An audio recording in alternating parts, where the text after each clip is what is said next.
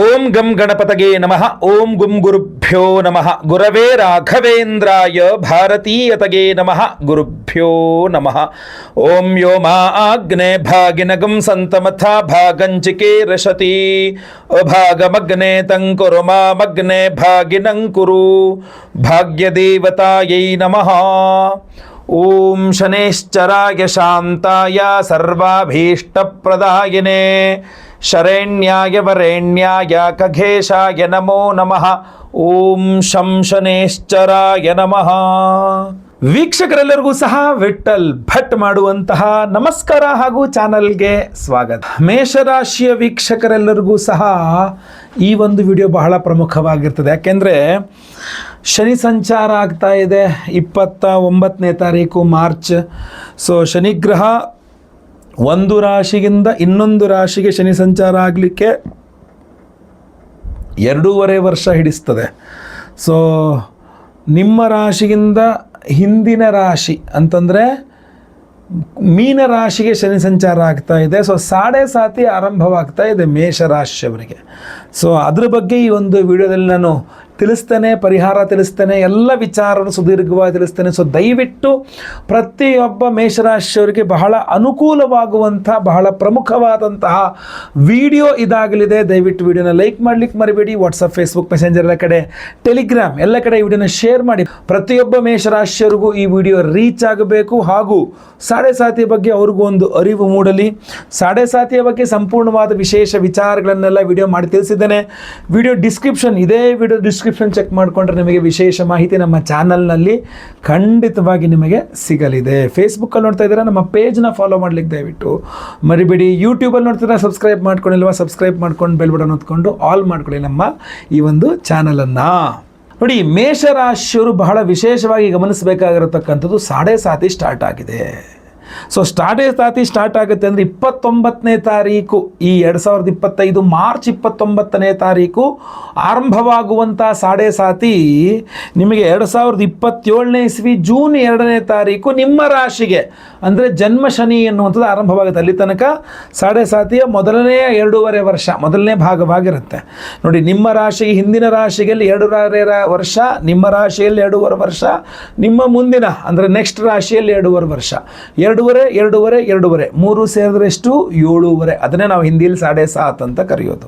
So ಅದರಿಂದ ಸಾಡೆ ಸಾತ್ ಆರಂಭವಾಗ್ತಾ ಇದೆ ಅಂದರೆ ಮೇಷರಾಶಿಯವರು ಬಹಳ ಜಾಗ್ರತೆ ವಹಿಸಬೇಕಾದಂಥ ವಿಚಾರಗಳೇನು ಗೊತ್ತಾ? ಯಾವುದೇ ಕಾರಣಕ್ಕೂ ಕೋರ್ಟು ಕಚೇರಿ ಹೊಸದಾಗಿ ಆರಂಭ ಮಾಡಲಿಕ್ಕೆ ಹೋಗಬೇಡಿ. ಅಂದರೆ ನಾನು ಕೇಸ್ ಹಾಕ್ತೀನಿ, ನಾನು ಕೋರ್ಟಲ್ಲೇ ಹೊಡೆದಾಡ್ತೀನಿ, ನಾನು ಕೋರ್ಟಿಗೆ ಹೋಗ್ತೀನಿ, ಈ ಥರ ಎಲ್ಲ ಬಾಯಲ್ಲಿ ಹೇಳಿ ಬಟ್ ಫಿಸಿಕಲಾಗಿ ಡೈರೆಕ್ಟಾಗಿ ಹೋಗೋದ್ರೆ ಅದೊಂಥರ ಸಾಡೆ ಸಾತಿ ಆರಂಭ ಕಾಲದಲ್ಲಿ ಕೋರ್ಟು ಕಚೇರಿ ಶುರುವಾಯಿತು ಅಂದರೆ 7.5 ವರ್ಷ ಆದರೂ ಇನ್ನೂ ಕೋರ್ಟು ಕಚೇರಿ ಕೂತ್ಕೊಳ್ತೀರ. ಆಮೇಲೆ 7.5 ವರ್ಷದ ತನಕ ಯಾಕೆ ಬೇಕು?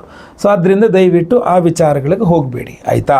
ಎರಡನೇದು, ಆರೋಗ್ಯದ ಬಗ್ಗೆ ತುಂಬ ಗಮನ ಹರಿಸ್ಬೇಕಾಗ್ತದೆ. ಸಾಡೆ ಸಾತಿ ಅಂದ ತಕ್ಷಣ ಎಂಟ್ರಾಯಿತು ಶನಿ ಅಂದ ತಕ್ಷಣ ಆರೋಗ್ಯದ ಬಗ್ಗೆ ಬಹಳ ಗಮನಿಸ್ಕೊಳ್ಬೇಕಾಗ್ತದೆ, ಆಯಿತಾ? ಮೂರನೇದಾಗಿ, ಶನೇಶ್ಚರ ಗ್ರಹ ನಿಮಗೆ ಲಾಭಾಧಿಪತಿ ಆಗಿರ್ತಾನೆ, ವ್ಯಯಕ್ಕೆ ಬರ್ತಾನೆ. ಸೊ ಅದರಿಂದ ಬಿಸ್ನೆಸ್ ಮಾಡ್ತಕ್ಕಂತಹ ಮೇಷರಾಶಿಯವರು ದಯವಿಟ್ಟು ಗಮನಿಸ್ಕೊಳ್ಬೇಕು. ಇನ್ವೆಸ್ಟ್ಮೆಂಟ್ ಮಾಡಬೇಕಾ, ಎಷ್ಟು ಮಾಡಬೇಕು, ಯಾವ ಪ್ರಮಾಣದಲ್ಲಿ, ಎಲ್ಲಿ ಮಾಡಬೇಕು. ಸೊ ಇಲ್ಲಿ ತನಕ ನಿಮಗೆ ಸುದೀರ್ಘವಾದ ಅನುಭವ ಇರಬಹುದು ಹೂಡಿಕೆಗಳಲ್ಲಿ, ಇನ್ವೆಸ್ಟ್ಮೆಂಟ್ಗಳಲ್ಲಿ. ಆದರೆ ಸಾಡೆ ಸಾತಿಯಲ್ಲಿ ಅದೆಲ್ಲ ಉಪಯೋಗಕ್ಕೆ ಬಂದೇ ಬಿಡುತ್ತೆ. ನೀವು ಅಂದ್ಕೊಂಡ ರೀತಿಯಲ್ಲೇ ಎಲ್ಲ ಆಗಿಬಿಡುತ್ತೆ ಅಂತೇನೂ ಇಲ್ಲ. ಸೊ ಆದ್ದರಿಂದ ನೀವು ಎಷ್ಟೇ ಅನುಭವಸ್ಥರಾಗಿದ್ದರೂ ವೈಯಕ್ತಿಕ ಜಾತಕ ಪರಿಶೀಲನೆ ಮಾಡಿಸ್ದೇನೆ ಅಥವಾ ಸಾಡೆ ಸಾತಿಯಲ್ಲಿ ವಿಶೇಷ ಶನೇಶ್ವರನ ಆರಾಧನೆ ಮಾಡಿಕೊಳ್ಳದೇನೆ ಸುಮ್ಮನೆ ಒಂದಿಷ್ಟು ಇನ್ವೆಸ್ಟ್ಮೆಂಟ್ಗಳು ಮಾಡಬೇಡಿ. ಸಾಡೆ ಸಾತಿ ಕೈ ಸುಡಬಹುದು, ವ್ಯವಹಾರನೆಲ್ಲ ಸುಟ್ಟು ಹಾಕಬಹುದು. ಸೊ ಭಾಳ ಎಚ್ಚರಿಕೆಯಿಂದ ಇರಬೇಕು ನೀವು, ಆಯ್ತಲ್ಲ? Precaution is better then cure ಅಂತ, ಆಯಿತಾ? ಸೊ ಅದರಿಂದ ಹೇಳಿದ್ರು ಗುರುಳೆ ಸಾಡೆ ಸಾತಿ ಸ್ಟಾರ್ಟು ಹುಷಾರಾಗಿರುವಂಥ, ನಾನು ಆದರೂ ಕೂಡ ನಾನು ಇನ್ವೆಸ್ಟ್ ಮಾಡಿದೆ ಸಿಗಾಕೊಂಬಿಡ್ತು, ಏನಾರು ಮಾಡಿ ನಮ್ಗೆ ದುಡ್ಡು ವಾಪಸ್ ಕೊಡಿಸ್ಬಿಡಿ ಅಂದರೆ ಅದು ಹಂಗೆಲ್ಲ ಆಗಲ್ಲ. ಸೊ ಅದರಿಂದ ಥಿಂಕ್ ಬಿಫೋರ್ ಇಂಕ್ ಅಂತ ನೀವು ಹೂಡಿಕೆ ಮಾಡೋ ಮೊದಲೇ ಯೋಚನೆ ಮಾಡ್ಕೊಳ್ಬೇಕು, ಆಮೇಲೆ ಆದರೆ ಪ್ರಯೋಜನ ಇಲ್ಲ. ಇನ್ನು ವ್ಯಯದಲ್ಲಿ ಶನಿ ಬರ್ತಾನೆ ಅಂತಂದರೆ ನೋಡಿ, ಬಹಳ ಪ್ರಮುಖವಾಗಿ ಮೇಷರಾಶಿಯವರಿಗೆ ಕರ್ಮಾಧಿಪತಿಯೂ ಶನಿಯೇ, ಲಾಭಾಧಿಪತಿಯೂ ಶನಿಯೇ ಆಗಿರ್ತಾನೆ. ಸೊ ಲಾಭದ ರೀತಿಯಲ್ಲಿ ಇನ್ವೆಸ್ಟ್ಮೆಂಟ್ ಬಗ್ಗೆ ಎಲ್ಲ ಹೇಳಿದೆ, ಜೊತೆಗೆ ಕರ್ಮಾಧಿಪತಿಯಾಗಿ ವ್ಯಯಕ್ಕೆ ಬಂದುಬಿಡ್ತಾನಲ್ಲ, 10ನೇ ಮನೆಯ ಅಧಿಪತಿಯಾಗಿ 12ನೇ ಮನೆಗೆ ಬಂದುಬಿಡ್ತಾನೆ. ಸೊ ಅದರಿಂದ ಏನಾಗ್ಬಿಡುತ್ತಪ್ಪ ಅಂತಂದರೆ ಉದ್ಯೋಗ, ನೀವು ಸಡನ್ನಾಗಿ ಜಾಬ್ ರಿಸೈನ್ ಮಾಡಿದ್ರೆ ಮೇಷರಾಶಿಯವ್ರು ನನಗೆ ಕೆಲಸ ಬೇಡ, ನಾನು ಇನ್ಮೇಲೆ ಬಿಸ್ನೆಸ್ ಮಾಡ್ತೀನಿ, ನಾನು ಒಬ್ಬನೇ ಏನೋ ಮಾಡ್ತೀನಿ, ಒಂದು ಹೊಸ ಪ್ರಯತ್ನ ಮಾಡ್ತೀನಿ, ನೋಡೋಣ, ಇದೆಲ್ಲ ಹೊಸ ಹೊಸ ಯೋಚನೆಗಳು, ಥಾಟ್ಸ್ ಶುರುವಾಗ್ಬಿಡುತ್ತೆ. ಯಾಕೆ ಕರ್ಮಾಧಿಪತಿ ಅಲ್ವೇ. ಸೊ ಆದ್ದರಿಂದಾಗಿ ಇಲ್ಲಿ ಪಾಸಿಟಿವ್ ಒಂದಿದೆ, ಮೇಷರಾಶಿಯವರು ನೀವು ಜಾಬ್ ರಿಸೈನ್ ಮಾಡಲಿಲ್ಲ ಅಂತಾದರೆ ವಿದೇಶಕ್ಕೆ ಹೋಗುವ ಸಾಧ್ಯತೆ ಇದೆ, ಸಾಡೆ ಸಾತಿ ಆರಂಭ ಕಾಲದಲ್ಲಿ ವಿದೇಶಕ್ಕೆ ಹೋಗಬಾರ್ದು ಅಂತೇನಿಲ್ಲ, ಬಟ್ ಎಚ್ಚರಿಕೆ ವಹಿಸ್ಕೊಂಡು ಹೋಗಬೇಕು. ನಿಮ್ಮ ಆರೋಗ್ಯದ ಮೇಲಾಗಲಿ ಅಥವಾ ಬೇರೆ ಕಾರ್ಯಕ್ಷೇತ್ರ ಮೇಲೆ ವ್ಯತಿರಿಕ್ತ ಪರಿಣಾಮ ಬೀರಬಾರ್ದು ಅಂತ ಶನಿ ಆರಾಧನೆ ಮಾಡ್ಕೊಂಡು ಹೋಗ್ಬೋದು. ಬಟ್ ಅದಲ್ಲದೆ ನೀವು ಜಾಬ್ ರಿಸೈನ್ ಮಾಡ್ತೀನಿ ಅಂತಲೋ ಅಥವಾ ಈ ಜಾಬಲ್ಲಿ ಬೇಡ ರಿಸೈನ್ ಮಾಡಿ ಆಮೇಲೆ ಹೊಸ ಜಾಬ್ ಹುಡುಕ್ತೀನಿ ಅಂತಲೋ ದಡ್ಡತನ ಮಾಡಬಾರ್ದು. ಮುಂದಿನ ಕಾಲು ಗಟ್ಟಿ ಆದಮೇಲೆ ಹಿಂದಿನ ಕಾಲು ತೆಗಿಬೇಕು. ಸೊ ಅದರಿಂದ ಜಾಬ್ ರಿಸೈನ್ ಮಾಡ್ತಕ್ಕಂಥವ್ರು ಯಾವುದೇ ರೀಸನ್ ಇಟ್ಕೊಂಡು ಜಾಬ್ ರಿಸೈನ್ ಮಾಡುವಂಥವ್ರಿಗೆ ನಾನು ಹೇಳ್ತೀನಿ, ದಯವಿಟ್ಟು ಮಾಡಬೇಡಿ, ಹುಷಾರಾಗಿರಿ. ಹತ್ರ ಜಾಬ್ ವಿಚಾರದಲ್ಲಿ ಬಿಸ್ನೆಸ್ಮೆನ್ ಆ್ಯಂಡ್ ಜಾಬ್ ಇದೆರಡೂ ಜನರು ಬಹಳ ಹುಷಾರಾಗಿರಬೇಕು. ಇನ್ನು ವ್ಯಯದಲ್ಲಿ ಶನಿ ಇರ್ತಾನೆ ಅಂತಂದರೆ ಕೆಲವಿಷ್ಟು ಕಳೆದುಕೊಳ್ಳುವ ಯೋಗ. ಅದಕ್ಕೆ ಹೇಳಿದ್ದು ಬಿಸ್ನೆಸ್ಸಲ್ಲಿ ಲಾಸ್ ಆಗಬಹುದು, ಉದ್ಯೋಗದಲ್ಲಿ ಲಾಸ್ ಆಗಬಹುದು ಅಂತ. ಹಾಗೂ ವ್ಯಯದಲ್ಲಿ ಶನಿ ನಿಮಗೆ ವಿದೇಶಕ್ಕೆ ಕಳಿಸ್ತಾನೆ ಅನ್ನೋದು ಪ್ಲಸ್ ಪಾಯಿಂಟ್ ಅನ್ನೋದು ಬಿಟ್ಟರೆ, ಮತ್ತು ಬೇರೆ ಬೇರೆ ವಿಚಾರಗಳಲ್ಲಿ ನಿಮ್ಮ ಸಾಲಗಳ ವಿಚಾರದ, ಯಾಕಂದರೆ ನಿಮ್ಮ ಷಷ್ಠದ ಮೇಲೆ ಶನೇಶ್ವರನ ಪೂರ್ಣ ದೃಷ್ಟಿ ಇರುತ್ತೆ ಕನ್ಯಾ ರಾಶಿ ಮೇಲೆ. ಸೊ ಆದ್ದರಿಂದ ಸಾಲಗಳ ವಿಚಾರದಲ್ಲಿ, ಶತ್ರುಗಳ ವಿಚಾರದಲ್ಲಿ, ಆಮೇಲೆ ಈ ಕೋರ್ಟು ಕಚೇರಿ ವಿಚಾರದಲ್ಲಿ, ಆರೋಗ್ಯದ ವಿಚಾರದಲ್ಲೆಲ್ಲ ಸಾಡೆ ಸಾತಿಯ ಪ್ರಭಾವ ತುಂಬ ಜಾಸ್ತಿ ಆಗಿಬಿಡುತ್ತೆ. ಸೊ ಪರಿಹಾರ ಅಂತಕ್ಕಂಥದ್ದು ಬಹಳ ಮುಖ್ಯ. ಆ ಸಿಂಪಲ್ ಹಾಗೂ ವಿಶೇಷ ಪರಿಹಾರಗಳೇನಪ್ಪ ಅಂತಂದರೆ, ಪರಿಹಾರಗಳ ವಿಚಾರಕ್ಕೆ ಬಂದರೆ ಮೊದಲನೇದಾಗಿ ಸಿಂಪಲ್ ಪರಿಹಾರವನ್ನು ಹೇಳಿಬಿಡ್ತೇನೆ ವೀಕ್ಷಕರೇ. ಈ ವಿಡಿಯೋ ಎಂಡಲ್ಲಿ ನಾನು ವಿಶೇಷವಾದಂತಹ ದಶರಥ ಕೃತ ಶನಿ ಸ್ತೋತ್ರ ಅದನ್ನು ಹೇಳಿರ್ತೇನೆ, ಆಯಿತಾ? ರೆಕಾರ್ಡಿಂಗ್ ಇರ್ತದೆ ನಿಮಗೆ, ಈ ವಿಡಿಯೋ ಎಂಡಲ್ಲೇ ಇರ್ತದೆ. ದಯವಿಟ್ಟು ಪ್ರತಿದಿನ ಆ ಒಂದು ಮಂತ್ರವನ್ನು ಕನಿಷ್ಠ ಒಂದು 18 ಬಾರಿಯೋ 28 ಬಾರಿಯೋ ರಿಪೀಟ್ ಮಾಡ್ಕೊಂಡು ಕೇಳಿಸ್ಕೊಳ್ಳಿ ನೀವು. ಅದರಿಂದ ಶನೈಶ್ಚರ ಗ್ರಹಾನುಗ್ರಹವಾಗ್ತದೆ, ಶನಿಪೀಡೆಗಳು ಪರಿಹಾರವಾಗ್ತದೆ. ಈ ವಿಡಿಯೋ ಡಿಸ್ಕ್ರಿಪ್ಷನ್ನಲ್ಲಿ ನಾನೇ ಓದಿರ್ತಕ್ಕಂತಹ ಶನೇಶ್ಚರ ಅಷ್ಟೋತ್ತರ ಅಂತ 108 ಹೆಸರು, ಅದು ವಿಡಿಯೋ ಲಿಂಕ್ ಹಾಕಿರ್ತಾನೆ ಈ ಡಿಸ್ಕ್ರಿಪ್ಷನ್ನಲ್ಲಿ. ಅದನ್ನು ಸಹ ಅಷ್ಟೇ ಪ್ರತಿದಿನ 1 ಸಲನೋ 3 ಸಲನೋ ರಿಪೀಟೆಡ್ ಕೇಳಿಸ್ಕೊಳ್ಳೋದ್ರಿಂದಲೂ ಸಹ ಶನೇಶ್ವರ ಗ್ರಹಾನುಗ್ರಹ ಖಂಡಿತವಾಗಿ ಆಗ್ತದೆ. ಇದು ಸಿಂಪಲ್ ಪರಿಹಾರಗಳು. ಇನ್ನು ನಿಮ್ಮ ಮನೆ ಹತ್ತಿರದ ಶನೇಶ್ವರ ದೇವಸ್ಥಾನ ಇದೆ ಅಂತ ಆದರೆ ವಾರಕ್ಕೊಮ್ಮೆ ಶನಿವಾರ ಮನೆ ಹತ್ತಿರ ಇರುವ ಶನೇಶ್ವರ ದೇವಸ್ಥಾನಕ್ಕೆ ಹೋಗಿ ಕಾಲು ನೋವು ಬರತನಕ ಪ್ರದಕ್ಷಿಣೆ ಮಾಡಿ ನಮಸ್ಕಾರ ಮಾಡಿಕೊಂಡು ಪ್ರಾರ್ಥನೆ ಮಾಡ್ಕೊಂಡು ಬಂದರೆ ತುಂಬ ಒಳ್ಳೆಯದು. ಅಲ್ಲಿ ಕಬ್ಬಿಣದ ಬಾಂಡ್ಲಿಯಲ್ಲಿ ಅಡಿಗೆಗೆ ಉಪಯುಕ್ತವಾದ ಕುಕ್ಕಿಂಗ್ ಗ್ರೇಡ್ ಎಳ್ಳೆಣ್ಣೆ, ಗಾಣದ ಎಳ್ಳೆಣ್ಣೆ ಆದರೆ ಇನ್ನೂ ಒಳ್ಳೆಯದು, ಹಾಕಿ ಹಿಂಗೆ ನಿಮ್ಮ ಮುಖವನ್ನು ಅದರಲ್ಲಿ ನೋಡಿಕೊಂಡು ಒಂದು ಬೆರಳಗಾತ್ರ ಬತ್ತಿಯನ್ನು ಹಾಕಿ ಹಚ್ಚಿ ಬಂದರೂ ಕೂಡ ತುಂಬ ಒಳ್ಳೆಯದು. ಇಲ್ಲ ಶನೇಶ್ವರ ಸ್ವಾಮಿ ದೇವಸ್ಥಾನದಲ್ಲಿ ಎಳ್ಳೆಣ್ಣೆ ಅಭಿಷೇಕ ಮಾಡಿಸಿ ಸ್ವಾಮಿಗೆ, ಅದು ಅಷ್ಟೇ ಒರಿಜಿನಲ್ ಕುಕ್ಕಿಂಗ್ ಗ್ರೇಡ್ ಗಾಣದ ಎಳ್ಳೆಣ್ಣೆ ಆದರೂ ತುಂಬ ಒಳ್ಳೆಯದು. ಇನ್ನು ಕರಿ ಎಳ್ಳಿನಲ್ಲೇನೆ ಸ್ವಾಮಿಗೆ ತಿಲಾರ್ಚನೆ ಅಂತ ಶನೇಶ್ವರ ಅಷ್ಟೋತ್ತರವನ್ನು ಹೇಳಿ ಕರಿ ಎಳ್ಳಲ್ಲಿ ಸ್ವಾಮಿಗೆ ಶನೇಶ್ವರನಿಗೆ ಅರ್ಚನೆಯನ್ನು ಮಾಡಿಸ್ತಕ್ಕಂಥದ್ದು ಮಾಡಬಹುದು. ಇನ್ನು ನೀಲಿ ಬಣ್ಣದ ವಸ್ತ್ರದಲ್ಲಿ ಕರಿ ಎಳ್ಳನ್ನು ಹಾಕಿ ಗಂಟು ಕಟ್ಟಿ ಅದನ್ನು ಸಹ ದಾನ ಮಾಡಬಹುದು. ಇಲ್ಲ ಶನಿವಾರಗಳಲ್ಲಿ ಕಬ್ಬಿಣವನ್ನು ದಾನ, ಕಬ್ಬಿಣ ಕೊಟ್ಟರೆ ಬಿಸಾಕ್ಬಿಡ್ತಾರೆ. ಈಗ ಸ್ಟೈನ್ಲೆಸ್ ಸ್ಟೀಲ್ ಪ್ಲೇಟ್ ಅನ್ಕೊಳ್ಳಿ, ಒಂದು ಪ್ಲೇಟ್ ಸ್ಟೈನ್ಲೆಸ್ ಸ್ಟೀಲ್ ಪ್ಲೇಟ್, ಅದರಲ್ಲಿ ಒಂದು ಅರ್ಧ kg ಎಷ್ಟು ಕುಕ್ಕಿಂಗ್ ಗ್ರೇಡ್ ಎಳ್ಳೆಣ್ಣೆ, ಒಂದು 1/4 kg ಎಷ್ಟು ಕರಿ ಎಳ್ಳು, ಉಳಿದ್ರೆ ಅಡಿಕೆ ದಕ್ಷಿಣೆ ಇಟ್ಬಿಟ್ಟು ಮನೆ ಹತ್ತಿರ ಯಾವುದೋ ದೇವಸ್ಥಾನದಲ್ಲಿ ಅರ್ಚಕರಿಗೆ ಅದನ್ನು ಕೊಟ್ಟು ನಮಸ್ಕಾರ ಮಾಡ್ಬೋದು ಶನಿವಾರದ ದಿನ. ನೋಡಿ, ಎಲ್ಲ ಸಿಂಪಲ್ ಪರಿಹಾರಗಳು ನೀವು ಮಾಡ್ಕೊಳ್ಬೋದಾದಂಥದ್ದು ಅಲ್ಲೇನೆ, ಆಯ್ತಲ್ವ? ಇದೆಲ್ಲದನ್ನು ಸಹ ರೆಗ್ಯುಲರ್ ಆಗಿ ಇಟ್ಕೊಳ್ತಕ್ಕಂಥದ್ದು ತುಂಬ ಒಳ್ಳೆಯದು. ಇನ್ನು ಕ್ಷೇತ್ರ ದರ್ಶನಗಳಿಗೆ ಬಂದರೆ ಬಹಳ ಪ್ರಮುಖವಾಗಿ ಹೇಳ್ತೇನೆ ಕೇಳಿ. ಶನೇಶ್ವರ ಸ್ವಾಮಿಯ ಭಗಿನಿ ಅಂತಂದರೆ ತಂಗಿ ಯಮುನಾ ನದಿ. ಈಗ ಮೊನ್ನೆ ಸಂಗಮ ಕುಂಭ ಸ್ನಾನ ಎಲ್ಲ ಕುಂಭಮೇಳಕ್ಕೆ ಹೋದ್ರಲ್ಲ, ಅಲ್ಲಿ ಯಮುನಾ, ಸರಸ್ವತಿ, ಗಂಗಾ 3 ನದಿಗಳ ಮೂರೂ ನದಿಗಳ ಒಂದು ಸಂಗಮ ಆಗಿರತಕ್ಕಂಥ ಸನ್ನಿಧಾನ. ಅಲ್ಲಿ ಯಮುನಾ ನದಿಯೂ ಸಹ ಹರಿತಾಳೆ. ಯಮುನೆಯಲ್ಲಿ ಸ್ನಾನ ಮಾಡಿದರೆ ಶನಿಪೀಡೆಗಳು ಪರಿಹಾರ ಅಂತ ಹೇಳ್ತಾರೆ. ಯಾಕೆಂದರೆ ತಂಗಿ ಅಲ್ವಾ, ಭಗಿನಿ, ಆದ್ದರಿಂದ ಯಮುನಾ ನದಿಯಲ್ಲಿ ಸ್ನಾನ ಮಾಡಬೇಕಾದ್ರೆ ಯಮುನಾ ನದಿಗೆ ತೀರ್ಥ ಶನಿಪೀಡೆಗಳನ್ನು ಪರಿಹಾರ ಮಾಡ್ತದೆ ಅಂತ ಹೇಳ್ತಾರೆ. ಅದಲ್ಲದೆ ಹೋದರೆ ನೀವು ಮಹಾರಾಷ್ಟ್ರದ ಶನಿಸಿಂಗನಾಪುರಕ್ಕೆ ಹೋಗ್ಬೋದು. ಇಲ್ಲ ಅಂದರೆ ಇನ್ನೂ ಒಂದು ಪವರ್ಫುಲ್ ಆಗಿರತಕ್ಕಂಥ ಸನ್ನಿಧಾನ ಯಾವುದು ಅಂತಂದರೆ ತಿರುನೆಲ್ಲಾರ್, ಶನೈಶ್ಚರನ ಒಂದು ಅದ್ಭುತವಾದಂಥ ಸನ್ನಿಧಾನ.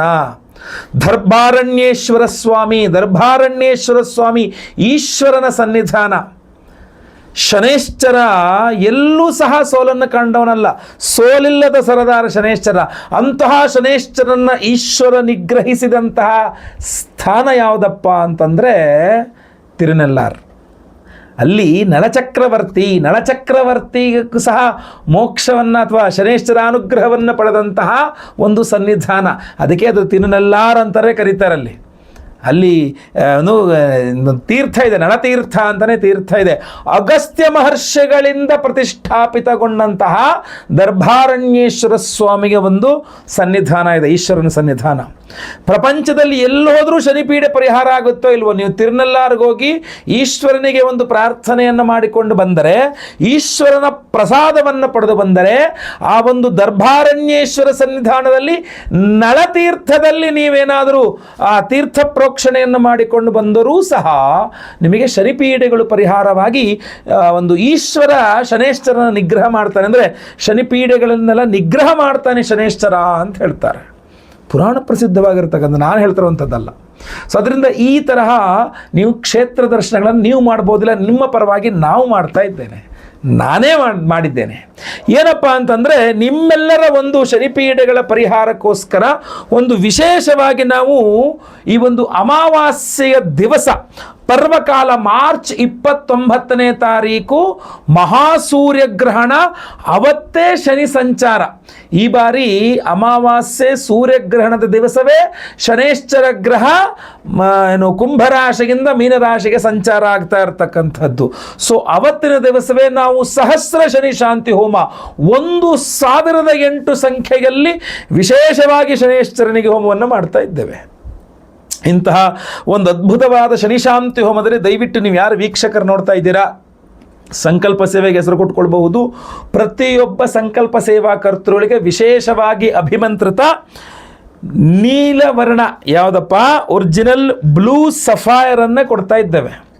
ಈ ಒಂದು ಒರಿಜಿನಲ್ ಬ್ಲೂ ಸಫೈರ್ ರತ್ನವನ್ನು ಕಲ್ಲನ್ನು ಕೊಡ್ತಾ ಇದ್ದೇವೆ ಪ್ರತಿಯೊಬ್ಬರಿಗೂ. ನೀಲಿಮಣಿ ಅಂತ ಕರಿತೇವಲ್ಲ, ನೀಲಿ ಪುಷ್ಯರಾಗ, ಅದು ಒರಿಜಿನಲ್ ನೀಲಿ ಪುಷ್ಯರಾಗವನ್ನೇ ಪ್ರತಿಯೊಬ್ಬ ಸಂಕಲ್ಪ ಸೇವಾ ಕರ್ತೃಗಳು ಕೊಡ್ತಾಯಿವೆ. ಅದನ್ನು ಏನು ಮಾಡಿದ್ದೇನೆ ಅಂದರೆ ಈ ವಿಶೇಷವಾದಂತಹ ಒಂದು ಒರಿಜಿನಲ್ ಬ್ಲೂ ಸಫೈರ್ ನೀಲಿ ಪುಷ್ಯರಾಗ ರತ್ನವನ್ನು ತಿರುನೆಲ್ಲಾರ್, ನನಗಾಗಲೇ ಹೇಳಿದ್ನಲ್ಲ, ಆ ತಿರುನೆಲ್ಲಾರ್ ಕ್ಷೇತ್ರ ಅಗಸ್ತ್ಯ ಮಹರ್ಷಿಗಳಿಂದ ದರ್ಭಾರಣ್ಯೇಶ್ವರ ಸ್ವಾಮಿಯ ಒಂದು ಸನ್ನಿಧಾನ, ಪ್ರತಿಷ್ಠಾನದ ಸನ್ನಿಧಾನದಲ್ಲಿ ಶನೈಶ್ಚರನ ಒಂದು ಅನುಗ್ರಹವಾಗಬೇಕು ಅಂತ ಅಲ್ಲಿ ಆ ನಳತೀರ್ಥದಲ್ಲಿ ಈ ಒಂದು ವಿಶೇಷವಾದಂತಹ ಒರಿಜಿನಲ್ ನೀಲಿ ಪುಷ್ಯರಾಗಗಳನ್ನು ಅಭಿಮಂತ್ರಣೆ ಅಂದರೆ ಜಲವನ್ನು ಪ್ರೋಕ್ಷಣೆ ಮಾಡಿಕೊಂಡು ಅಲ್ಲಿಂದ ಸ್ವಾಮಿಯ ಸನ್ನಿಧಾನದಲ್ಲಿ ಮತ್ತೆ ಪುನಃ ಇದನ್ನು ಅಭಿಮಂತ್ರಣೆ ಮಾಡಿಕೊಂಡು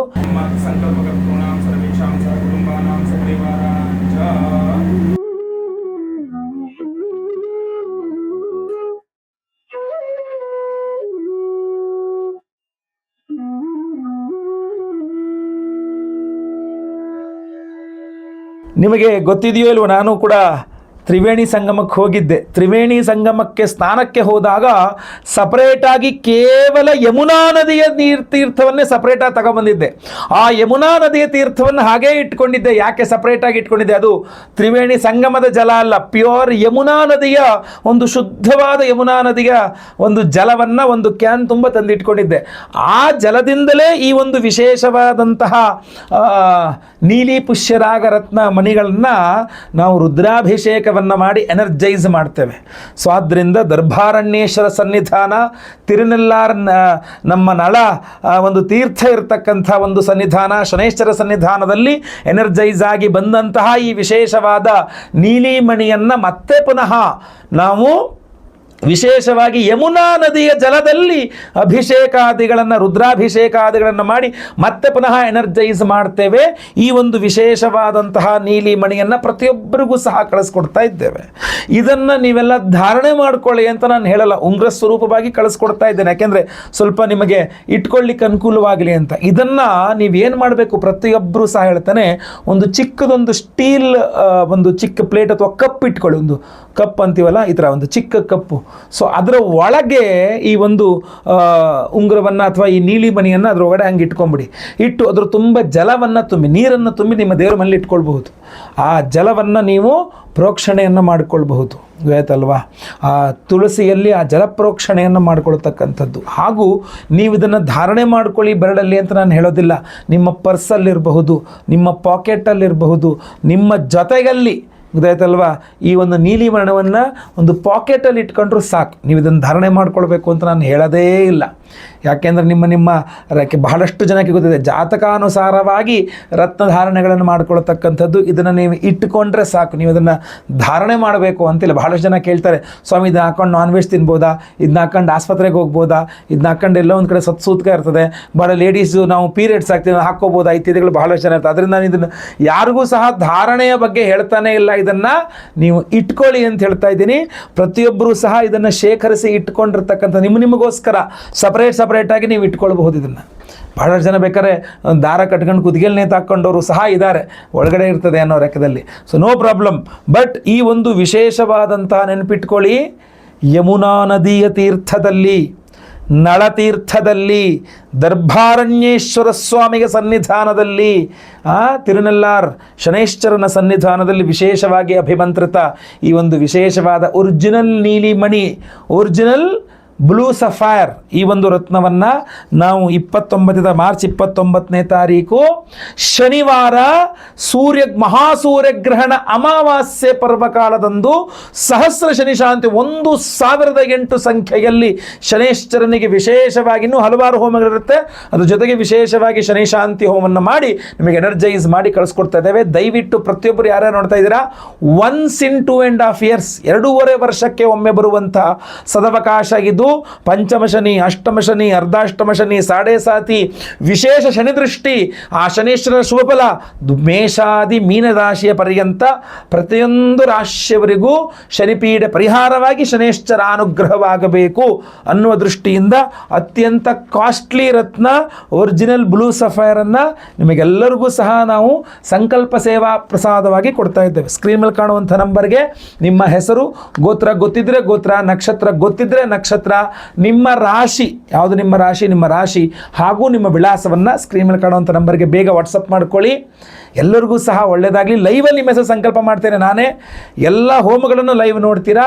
ಹಾಗೂ ಯಮುನಾ ನದಿಯ ತೀರ್ಥದಲ್ಲಿ ರುದ್ರಾಭಿಷೇಕದೊಂದಿಗೆ ಎನರ್ಜೈಸ್ ಆದಂತಹ ಹಾಗೂ ತಿರುನೆಲ್ಲಾರ್ ಕ್ಷೇತ್ರ ಅಗಸ್ತ್ಯ ಮಹರ್ಷಿಗಳಿಂದ ಪ್ರತಿಷ್ಠಾಪಿತ ದರ್ಭಾರಣ್ಯೇಶ್ವರ ಸ್ವಾಮಿಯ ಒಂದು ಸನ್ನಿಧಾನದಲ್ಲಿ ಈಶ್ವರನಿಂದ ನಿಗ್ರಹಿತನಾದಂತಹ ಶನೇಶ್ವರನ ಒಂದು ಅನುಗ್ರಹ, ಆ ಒಂದು ತಿರುನೆಲ್ಲಾರ್ ಸನ್ನಿಧಾನ, ಅಲ್ಲಿಗೆ ಅದನ್ನು ತೆಗೆದುಕೊಂಡು ಹೋಗಿ ಎನರ್ಜೈಸ್ ಮಾಡಿ ತಗೊಂಡಿದ್ದಲ್ಲ, ಈ ಒಂದು ವಿಶೇಷವಾದಂತಹ ಪ್ರಸಾದವನ್ನು ನಿಮಗೆಲ್ಲರಿಗೂ ಸಹ ಕಳಿಸ್ಕೊಡ್ತಾ ಇದ್ದೇನೆ. ಪ್ರತಿಯೊಬ್ಬರು ನಿಮ್ಮ ಒಟ್ಟಿಗೆ ಇದನ್ನು ಇಟ್ಟುಕೊಂಡ್ರೆ ಸಾಕು, ಗೊತ್ತಾಯ್ತಲ್ವಾ?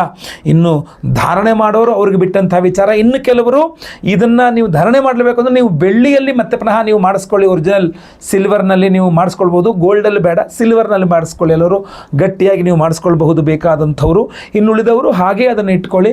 ಖಂಡಿತವಾಗಿ ನಿಮಗೆಲ್ಲರಿಗೂ ಸಹ 2.5 ವರ್ಷಗಳ ಕಾಲ ಶನೇಶ್ವರ ಅನುಗ್ರಹವಾಗಲಿ. ಯಾವುದೇ 2027 ಜೂನ್ 2ನೇ ತಾರೀಕಿನ ತನಕ ಶನೇಶ್ವರನಿಗೆ ಎಲ್ಲ ಪೀಡೆಗಳು ಪರಿಹಾರವಾಗಿ ಶನೇಶ್ವರ ಅನುಗ್ರಹವಾಗಲಿ. ನಿಮಗೆ ಖಂಡಿತವಾಗಿ ನಿಮಗೆ ಒಳ್ಳೆಯದಾಗಲಿ. ವಿಡಿಯೋ ಇಷ್ಟ ಆದರೆ ದಯವಿಟ್ಟು ಲೈಕ್ ಮಾಡಲಿಕ್ಕೆ ಮರಿಬೇಡಿ. ಪ್ರತಿಯೊಬ್ಬರಿಗೂ ಸಹ ವಿಡಿಯೋ ರೀಚ್ ಆಗಬೇಕು. ಬಹಳ ಪ್ರಮುಖವಾದ video. WhatsApp, Facebook, messenger, Telegram ಎಲ್ಲ ಕಡೆ ಸಾಮಾಜಿಕ ಜಾಲತಾಣಗಳಲ್ಲಿ ವಿಡಿಯೋನ ಶೇರ್ ಮಾಡಲಿಕ್ಕೆ ಮರಿಬೇಡಿ. ಸಬ್ಸ್ಕ್ರೈಬ್ ಮಾಡಿಕೊಳ್ಳಿ ನನ್ನ ದಯವಿಟ್ಟು ಕೆಳಗಡೆ ಸಬ್ಸ್ಕ್ರೈಬ್ ಅಂತ ಬಟನ್ ಅಂತೆ, ಸಬ್ಸ್ಕ್ರೈಬ್ ಮಾಡಿಕೊಂಡು ಬೆಲ್ ಬಟನ್ ಒತ್ಕೊಂಡು ಆಲ್ ಅಂತ ಮಾಡ್ಲಿಕ್ಕೆ ದಯವಿಟ್ಟು ಮರಿಬೇಡಿ. ಮುಂದಿನ ವಿಡಿಯೋದಲ್ಲಿ ಮತ್ತೆ ಪುನಃ ಸಿಗ್ತೇನೆ. ಎಲ್ಲರಿಗೂ ಸಹ ಒಳ್ಳೆಯದಾಗಲಿ. ಲೋಕ ಸಮಸ್ತ ಸುಖಿನೋ ಭವಂತು. ನಾರಾಯಣ ನಾರಾಯಣ ನಾರಾಯಣ. ಓಂ ಅಸ್ಯ ಶ್ರೀ ಶನೈಶ್ಚರ ಸ್ತೋತ್ರ ಮಂತ್ರಸ್ಯ ದಶರಥ ಋಷಿಃ ಶನೈಶ್ಚರೋ ದೇವತಾ ತ್ರಿಷ್ಠುಪ್ ಛಂದಃ शनैश्चर प्रीत्यर्थे जपे विनियोगः। दशरथ उवाच कोणोऽन्तको रौद्रयमोऽथ बभ्रुः कृष्णः शनिः पिङ्गलमन्दसौरिः नित्यं स्मृतो यो हरते च पीडां तस्मै नमः श्रीरविनन्दनाय। सुरासुराः किं पुरुषो रगेन्द्राः गन्धर्वविद्याधरपन्नगाश्च पीड्यन्ति सर्वे विषमस्थितेन तस्मै नमः श्रीरविनन्दनाय। नरा नरेन्द्रः पशवो मृगेन्द्राः वन्याश्च ये कीटपतङ्गभृङ्गाः पीड्यन्ति सर्वे विषमस्थितेन तस्मै नमः श्रीरविनन्दनाय।